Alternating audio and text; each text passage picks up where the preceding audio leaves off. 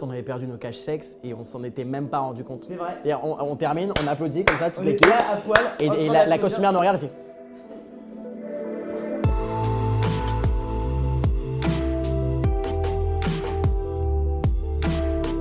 Les scènes de sexe hétérosexuel dans les films sont trop là en fait. À l'inverse, tu vois, des scènes d'amour homosexuel, il y en a très peu. C'est un truc où on va faire 2 bisous parce qu'il faut pas trop montrer, il faut pas choquer. À quel moment il faut pas choquer? À un moment donné, soit on fait vraiment une série, on montre la réalité du monde, on essaye de vivre ce que des gens vivent, c'est-à-dire de donner corps à ces personnages et à cette histoire d'amour, soit on le fait pas. Déjà embrasser des filles ou des mecs dans votre vie, à un moment donné, mettez la langue, mais il faut voir de l'amour. La première question qu'on m'a posée quand je suis arrivé au casting de Scam, c'est est-ce que ça te dérange d'embrasser un garçon? Et je trouve ça dommage qu'en 2019, ce soit la première question qu'on me pose. Comme on passe des castings pour faire du foot, on ne nous demande pas est-ce que ça te dérange de jouer au foot. Non, à un moment donné, non. C'est vrai.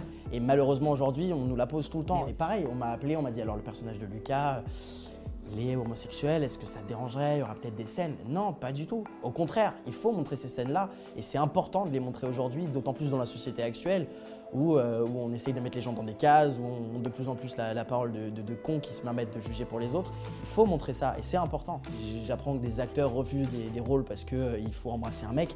À quel moment? Après, chacun fait comme il veut, mais C'est d'ailleurs, tu vois, c'est on défend. J'ai déjà eu des messages qui me disaient ouais mais t'es pas homosexuel, t'as pas à jouer ce rôle et tout. Je trouve ça très dommage que quelqu'un pense qu'un gay doit être joué par un gay. En fait, je trouve que ça va à l'encontre, tu sais, de ce message d'ouverture que la communauté LGBT fait passer et qui prend de plus en plus de poids en fait. C'est hyper sain et c'est hyper important pour libérer la parole autour de ça que justement des hétérosexuels puissent défendre ce combat-là et défendre des rôles homosexuels, trans, bi. On a tous été amoureux, que ce soit d'une meuf ou d'un mec, c'est la même chose. Il faut banaliser ça, c'est normal de tomber amoureux, c'est normal d'avoir des envies sexuelles avec quelqu'un, on s'en fout que ce soit un mec ou une meuf.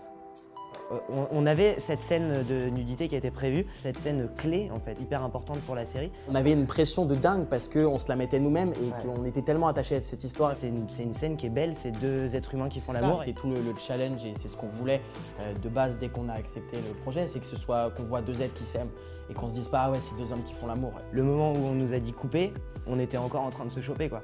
C'est-à-dire qu'on n'a même pas entendu notre réel, il est venu nous chercher en fait sur le set et il nous a décollé en mode c'est bon les gars, c'est coupé quoi. Mais on était tellement connectés, on était tellement en symbiose avec nos personnages qu'en fait la scène était hyper naturelle. On avait perdu nos caches sexes et on s'en était même pas rendu compte. C'est vrai. C'est-à-dire on termine, on applaudit comme ça toute l'équipe. On était là à poil. Et la costumière nous regarde et fait.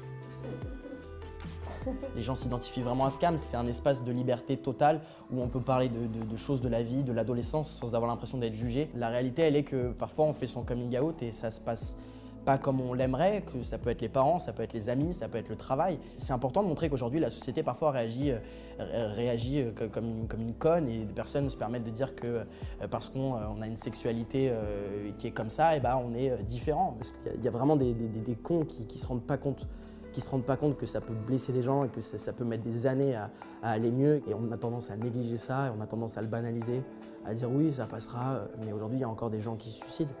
Et ça, c'est important de le dire. Et c'est un truc, il faut en parler. On en parle mal et on en parle bien dans Scam. Le harcèlement sexuel, c'est pareil.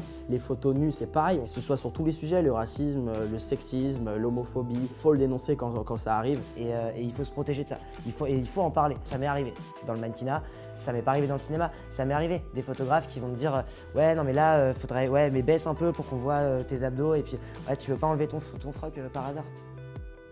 Mais les rares fois où ça m'est arrivé, j'ai eu la présence d'esprit à en parler. Mais c'est vrai que là où ça se complique, c'est à l'échelle de, je pense, de gros réalisateurs et de gros metteurs en scène. Quand quelqu'un a des rêves plein la tête, ça te donne un moyen de pression. C'est très facile de le manipuler.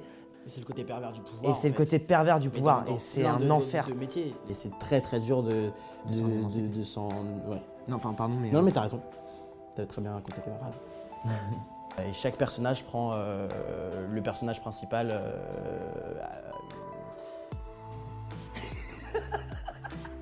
C'était bien parti, je te vois, tu faisais comme ça. Et après, tu m'as regardé, t'as fait. C'est long là quand même ce que tu dis.